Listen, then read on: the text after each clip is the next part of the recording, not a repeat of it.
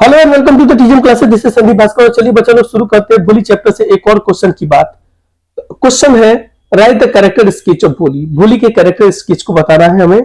And second question ये है क्या कि Bholi's real name was Sulekha. भोली का ओरिजिनल नाम जो है ना, रियल नेम जो था ना, वो क्या था? सुलेखा था।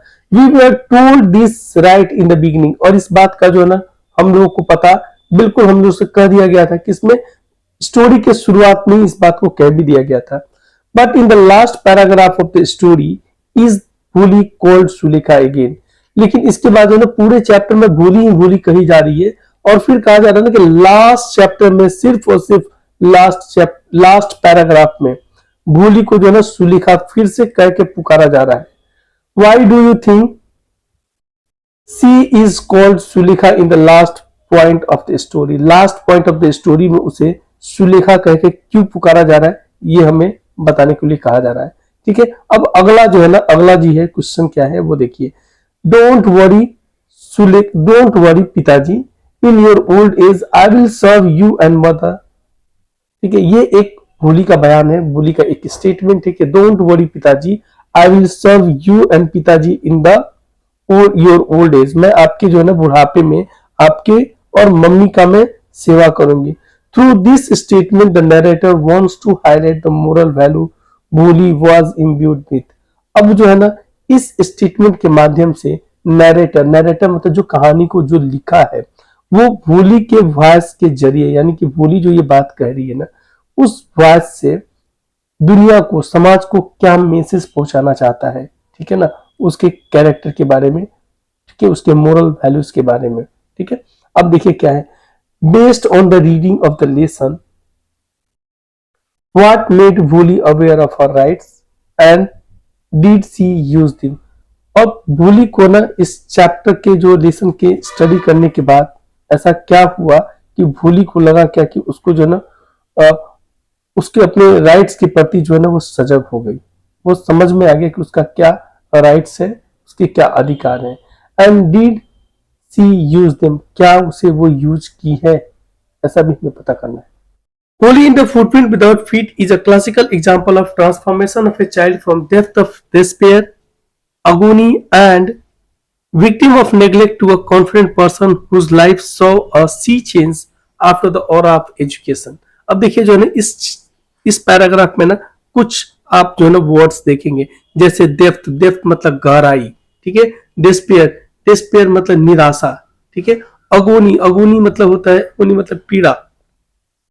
ट्रांसफॉर्मेशन का मतलब होता है बदलाव। और फिर जो है ना वो विक्टिम मतलब शिकार। कॉन्फिडेंट आप लोग जानते हैं।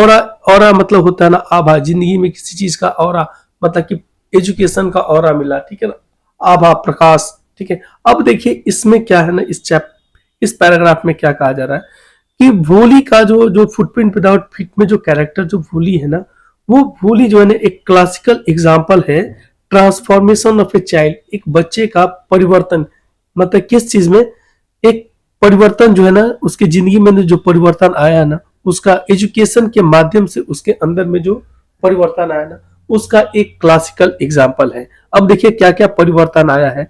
वो परिवर्तन आया है कि भोली जो है वो एक ऐसी लड़की है जो कि निराशे के दलदल में फंसी हुई थी। ठीक है ना, एक ऐसी बच्ची है जो बिल्कुल जिसके जिंदगी में निराशा था, पीड़ा थी, और क्या थे ना, वो उपेक्षित थी। उपेक्षित मतलब कि उसको जो है ना कोई उसको ज्यादा प्यार नहीं करता था, वो नेग्लेक्टेड थी।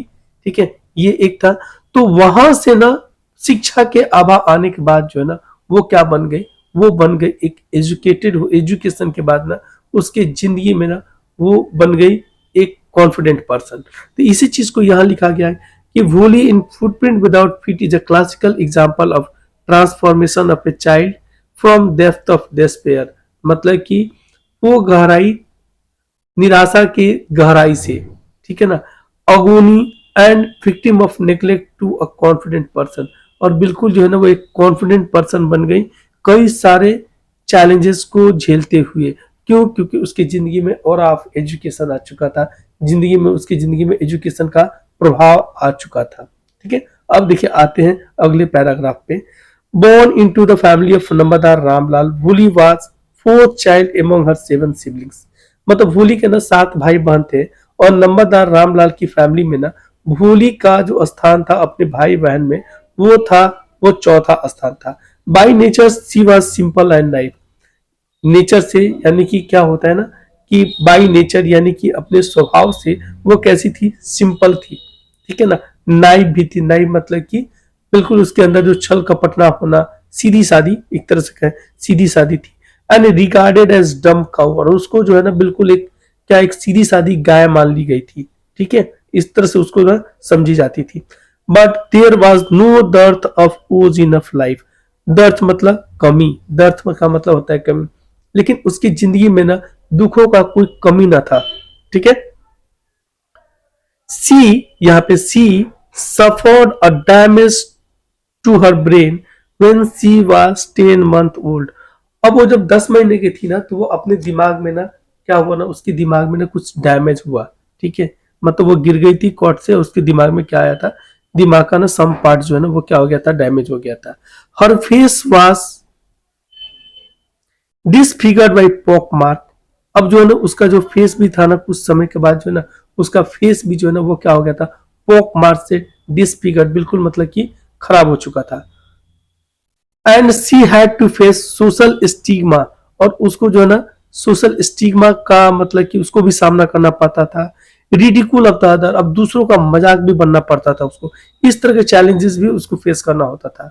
All these had a devastating effect on, मतलब इस तरह से ना उसके ऊपर ना काफी डिवास्टेटिंग, डिवास्टेटिंग मतलब कि बहुत बड़ा, बहुत ज्यादा क्षति पहुंचाने वाला, बहुत ज्यादा नुकसान करने वाला, यानी कि all these had a devastating effect on her, उसके ऊपर जो है ना बहुत बुरा प्रभाव पड़ा उसके अंदर, ठीक है। She matured age underdeveloped introvert person who stammered a lot. वो एक मैच्योर तो हो गई, बड़ी हो गई कहने का मतलब, लेकिन कैसे, किस तरह का मैच्योर गर्ल बनी, तो किस तरह की बनी, वो अंडर डेवलप्ड होती, मतलब वो पूरी तरह से विकसित नहीं होती, उसका दिमागी भाग जो है ना वो पूरी तरह से क्या हुआ था ना, विकसित नहीं होती। इंट्रोवर्ट, इंट्रोवर्ट उस तरह के लोगों को कहते हैं जो अपने अंदर रहते हैं, जो किसी से बहुत ज्यादा खुल के बात नहीं करते हैं, ठीक है ना, उस तरह के लोग को क्या कहते हैं ना, इंट्रोवर्ट कहते हैं। हु स्टैमर्ड अलॉट, और ऐसे व्यक्ति के रूप में मतलब उसका जो है ना बड़ी हुई, जो कि क्या होती थी ना, बहुत ज्यादा हकलाती थी। हर life had entered into a tunnel, और उसका जिंदगी ना बिल्कुल एक ऐसे सुरंग में जा चुका था, ठीक है ना, ये एक काल्पनिक बात हम लोग कह रहे हैं कि उसकी जिंदगी जो है ना वो बिल्कुल एक ऐसे सुरंग में जा चुका था। Whose other end was block, जिसका दूसरा एंड जो है ना क्या हुआ था ना, ब्लॉक हो गया था।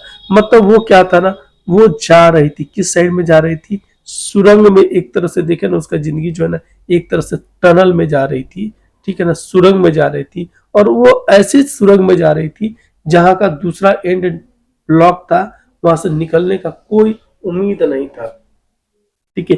ये एक काल्पनिक बात इसलिए कहा जा रहा है कि मतलब उसकी जिंदगी के बारे में बताया जा रहा है कि उसका जिंदगी जो है ना वो बिल्कुल एक डायरेक्शन लेस था, कोई उसके पास नहीं थे, कोई उसको सपोर्ट करने वाला नहीं था, ठीक है। अब इसके वजह से इन सारी बातों को यहाँ पे लिखा गया है। Family, family parents saw a bleak future ahead. उसके फैमिली वाले और पेरेंट्स जो होता है ना बिल्कुल एक ब्लीक मतलब कि बहुत ही बुरा, ब्लीक मतलब धुंधला, ठीक है ना, ब्लीक मतलब कि बहुत ही पुअर, पुअर, ठीक है ना, वो क्या कर रहे थे, फ्यूचर उसके लिए देख रहे थे। एंड वाज रिटर्न अप, और उसको जो है ना बिल्कुल जो है ना छांट के रख दिया गया था, बिल्कुल क्या करते ना, एक तरफ उसको बट्टे खाटे में डाल ही दिया गया था, कह दिया गया था कि इससे कुछ नहीं होने वाला, कोई उम्मीद नहीं थी उससे, ठीक है। अब आते हैं हम लोग अगले पैराग्राफ के बाद। Childhood is the stage of life one one needs protection, love and care. Childhood जिंदगी का वो एक पड़ाव है जहां पे लोगों को क्या चाहिए होता है, लोगों को क्या होता है, जरूरत होता है प्रोटेक्शन का, ठीक है ना, सुरक्षा का, फिर क्या होता है ना, लव का, प्यार का, और केयर का, ठीक है, इस तरह से ना लोग का। And her teacher knew the were vital of the development, और उसके टीचर को ना इन सारे चीज का ना जो बेसिक चीज होते हैं एक आदमी का डेवलपमेंट का, वेयर विटल मतलब बेसिक चीज जो होती है ना, उनके टीचर को पता था। Under her active guidance, she began to pick up the thread of the life at a village school. अब उसके गाइडलाइंस में ना क्या हुआ था ना, वो जो है ना जिंदगी का डोर जो है ना वो स्कूल में जब जाने लगी तो क्या हो गया ना, उस उनके गाइडलाइन में वो she started picking up the thread of the डोर, जिंदगी का डोर जो है ना वो संभालने लगी। She was a changed person. अब साल के बाद में, कई साल के बाद क्या हो गया ना, वो एक चेंज्ड पर्सन थी। Bholi was now able to differentiate between good and bad. और भोली जो है ना अब इस बात में बिल्कुल सक्षम थी कि क्या भला है और क्या बुरा है, वो इस चीज को समझ सके। वर्चूज एंड विसेस, मतलब क्या वर्चूज मतलब होता है गुण और अगुण में, वो भी इस चीज को समझ सकती थी क्या अच्छा है और क्या बुरा है। वर्चूज है, क्या वर्चूज है मतलब क्या क्या अच्छाइयां हैं किसी चीज में और क्या क्या बुराइयां हैं, वो इस चीज को भी समझने में बिल्कुल कामयाब थी अब।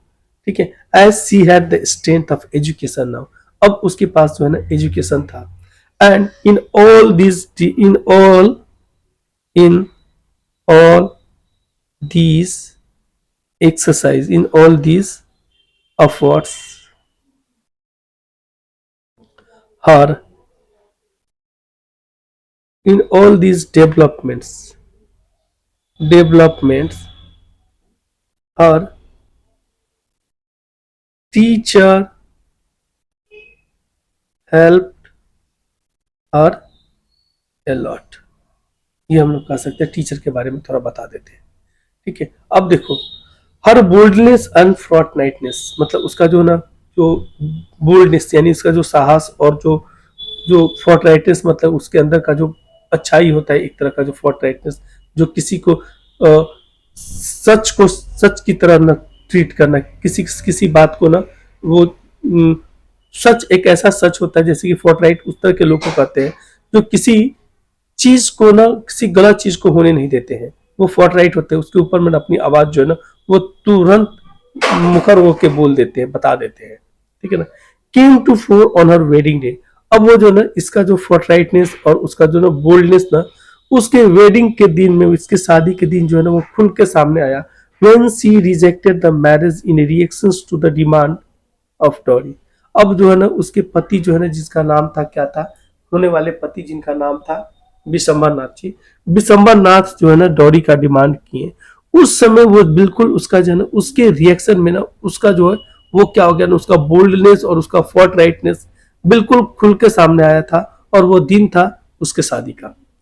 डोंट वरी पिताजी, ठीक है, I will serve you and mother said she said rejecting the marriage.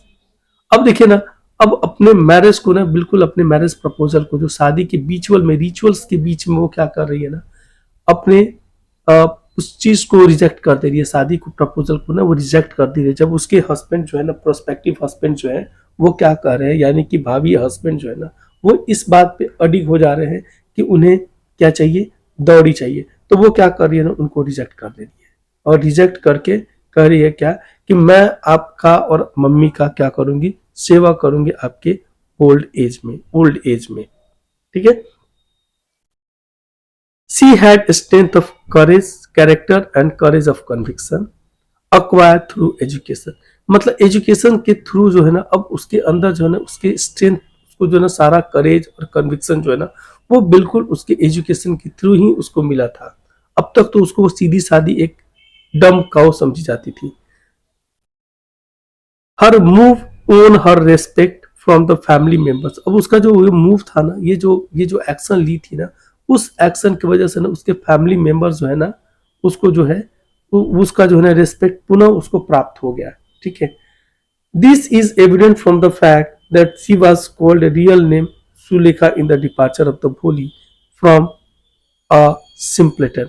मतलब और यही वो वजह था, मतलब कि एक बोल्डनेस, उसका फोर्टराइटनेस, ये सब की वजह से ना क्या हो गया ना, फाइनली लोग उसको समझ गए क्या कि ये भोली नहीं है, ये बिल्कुल समझदार हो चुकी है, ये सिंपलेटन नहीं है, ये भोली नहीं है।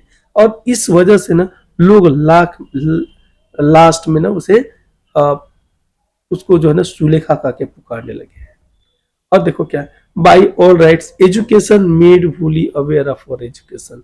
अब ये एक क्वेश्चन इसमें है ना, एक पार्ट है कि क्या वो अपने राइट्स को समझी। तो yes, education made her aware of her rights and she used her rights rightfully. और हम इसको लिख सकते हैं कि she used her rights rightfully। Thank you बच्चा लोग।